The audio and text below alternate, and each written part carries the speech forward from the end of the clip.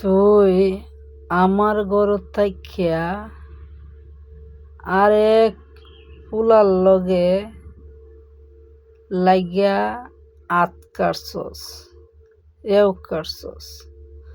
তারপর তোরে আমি মাফ করে দিছি। আমি আল্লাহ কিরম পুরুষ তুই বুঝ।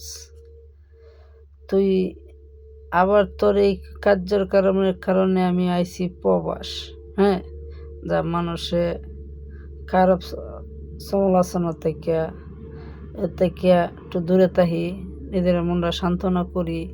তুই এও করছত না, তুই হেই পোলার লইয়া আবার এও করছস। তোরে কি আমি মান্য নেম? তুই ভাবলি কি ভাবি?